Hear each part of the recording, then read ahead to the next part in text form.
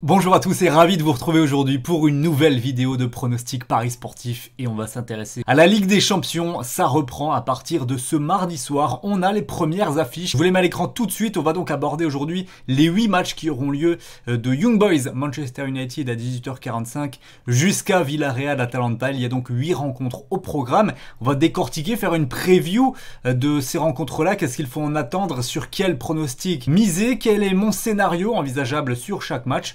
Ce sera vraiment la thématique de cette vidéo. Si le contenu vous plaît, n'oubliez pas de liker la vidéo, un petit pouce bleu, ça suffit à faire plaisir. Et si vous voulez donner vos pronostics dans les commentaires, eh bien allez-y, je serai très heureux de pouvoir les lire. Si vous souhaitez des paris sportifs 100% gratuits sur le football, eh bien n'hésitez pas à rejoindre mon groupe Telegram. Telegram, si vous ne connaissez pas, c'est une application de messagerie dans laquelle je poste des publications sur un groupe et vous recevez une notification donc dès que j'envoie quelque chose, dès qu'un pronostic est disponible. Donc c'est très instantané, c'est la meilleure manière de suivre mes pronostics. J'envoie des pronos tous les jours sur le foot avec des grosses cotes, des buteurs. Pour en faire partie comme plus de 34 000 autres parieurs, eh bien il suffit de cliquer sur le lien qui est dans la description. Allez, démarrons cette preview de la première journée de Ligue des Champions par le match entre les Young Boys de Berne et Manchester United. Alors pour commencer, je pense vraiment que Manchester United va traîner dans tous les pronostics combinés que vous allez faire ce mardi soir. Cote à 1,41 pour les coéquipiers de Cristiano Ronaldo. Il démarre tranquillement avec un déplacement en Suisse.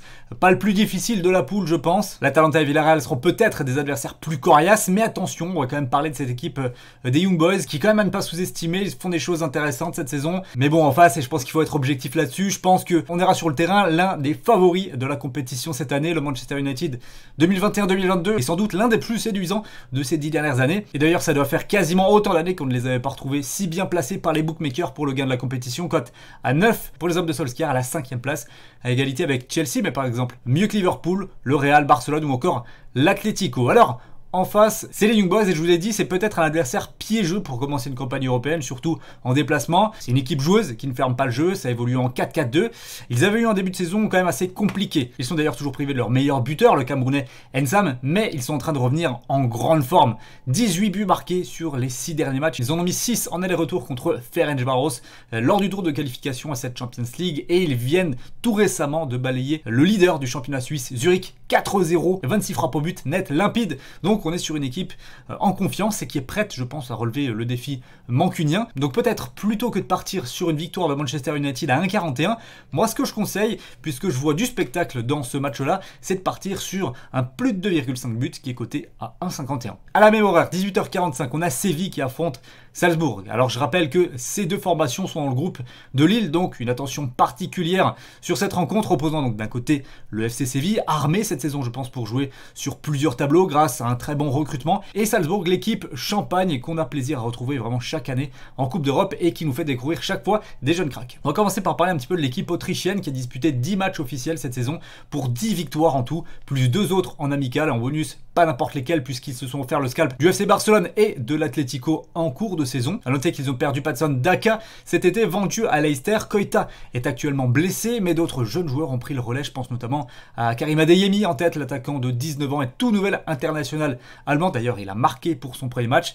Lui, il franchit vraiment les étapes à vitesse grand V. Il a déjà mis 7 buts en 9 matchs. Et personnellement, j'ai hâte de le voir débuter en Ligue des Champions. Il évolue au sein d'une équipe très jeune, la majorité entre 18 et 22 ans. Alors c'est dingue, mais le concept est quand même maintenant bien rodé et je pense pas qu'ils seront ridicules en Champions League cette saison. Le problème, c'est que maintenant, ils vont affronter peut-être l'une des équipes les plus difficiles à jouer en Europe, le FC Séville de Lopetegui. C'est très compliqué à bouger, très difficile à manœuvrer. C'est une formation contre qui il faut faire très peu d'erreurs pour l'emporter car eux, ils sont cliniques tactiquement, ils sont vraiment bien en place. Donc j'ai quand même du mal à les voir contre-performer dans ce match de Ligue des Champions et pour aller même plus loin dans le pronostic, je les vois s'imposer quand même par un seul petit but d'écart. Voilà une victoire tactique du FC Séville, une victoire à l'expérience à domicile et sa victoire par un but d'écart, c'est coté à 3,50. On enchaîne à 20h45 avec les Blues de Chelsea qui affrontent le Zénith Saint-Pétersbourg, le champion d'Europe est en reconquête. Les Blues sont de retour après avoir gagné l'édition précédente et clairement ils font très peur, même plus peur encore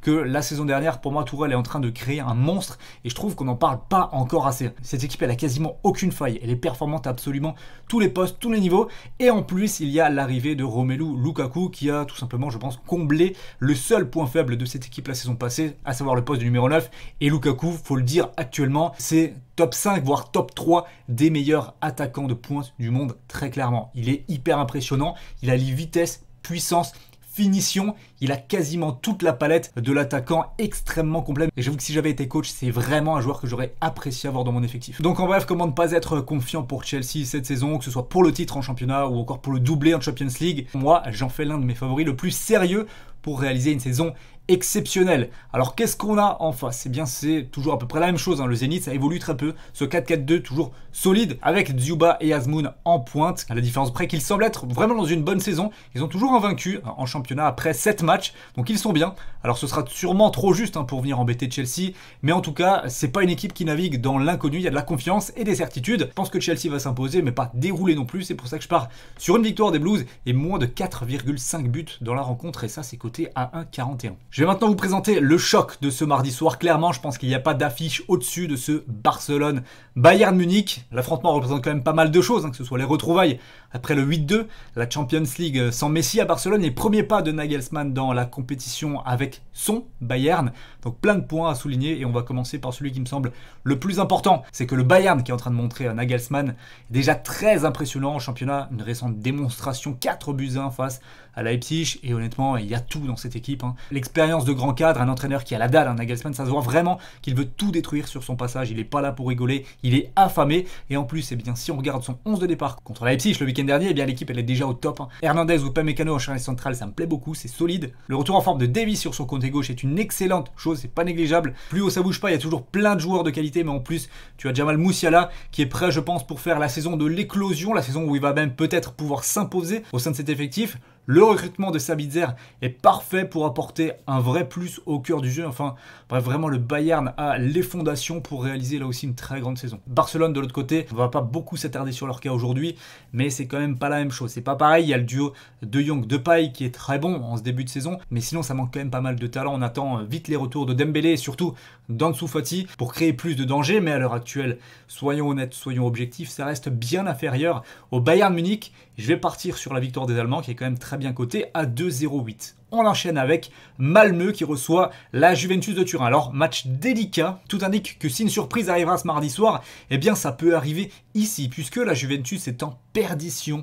3 matchs en Serie A, 2 défaites, 1 match nul, un effectif en manque de confiance. Le meilleur joueur sûrement, Federico Chiesa, qui est blessé. Donc vraiment un début de saison cauchemardesque pour les hommes d'Allegri. Et ça fait peur dans un groupe où figure également Chelsea et le Zénith. Faudra quand même pas jouer au con de ce premier match-là. Une contre-performance pourrait déjà les mettre bien en danger, je pense. Et le pire, c'est que c'est pas impossible. Si on regarde un petit peu en face, Malmö, c'est en jambes, quand même déjà 17 matchs de championnat. Alors certes, ils sont un peu moins fringants, avec 2 matchs sans victoire récemment, mais c'est un 4-4-2 plus solide que créatif, donc ça obligera la Juventus à faire le jeu, à créer, ce qui n'est pas pour l'instant leur point fort. Alors on espérera pour eux que ça va être un match déclic, mais honnêtement, j'ai un petit peu du mal à y croire, et moi, je tendrai plutôt vers le match piège, donc je tenterai en pari sportif le match nul qui est coté à 4,75. Lille-Wolfsburg, le match de notre club français de ce mardi soir.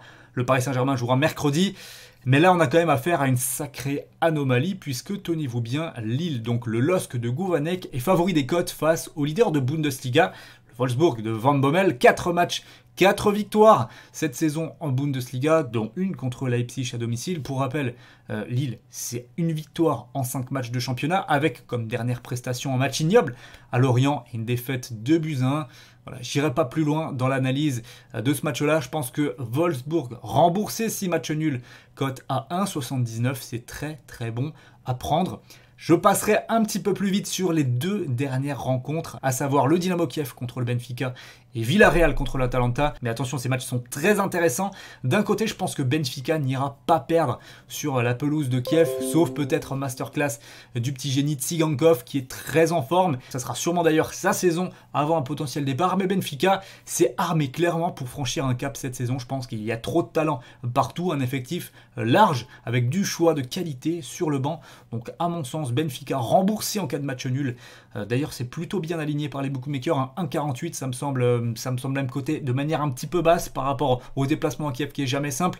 Mais à mon sens, Benfica ne perdra pas à l'extérieur. Et on termine avec Villarreal-Atalanta. Je vois pas du tout Villarreal perdre ce match-là. Ils ont montré des belles choses en ce début de saison. C'est une équipe qui est capable de se mettre au niveau en termes d'intensité, en termes de qualité technique également, qui a un effectif plus qu'intéressant. Et moi, honnêtement, je les vois même peut-être gagner ce match à domicile. L'Atalanta ne convainc pas dans son début de saison en Serie A. Il y aura peut-être un petit peu de temps avant que l'effectif retrouve ses standards habituels. Donc personnellement, le 1N, donc Villarreal ou nul à 1,41 est très bien. Et si vous êtes même gourmand, honnêtement, la victoire de Villarreal en sec, côté à 2,60, 70, il me semble, c'est également très intéressant. Voilà donc tout ce que je pense, ma preview de ces 8 matchs de mardi soir en Champions League. N'hésitez pas à liker si vous voulez la même vidéo pour les matchs de mercredi. Il y a des grosses rencontres qui nous attendent. Et j'allais oublier, si vous voulez miser sur la Ligue des Champions, vous pouvez le faire avec le partenaire de la chaîne qui est Betclic. Je vous ai donné beaucoup de paris sportifs. Vous pouvez choisir de miser dessus ou non, comme vous voulez. Mais en tout cas, vous avez jusqu'à 100 € qui vous sont offerts, remboursés en free bet si votre premier pari est perdant. Je vous mets le lien pour s'inscrire sur Betclic juste dans la description. Et pensez à inscrire le code JBien. Ça me récompense si vous avez décidé de miser sur Betclic. Voilà, on a terminé pour cette vidéo. Merci vraiment de l'avoir suivi. Et moi, je vous dis à très vite pour de nouvelles vidéos, toujours sur le football et les pronos. Ciao.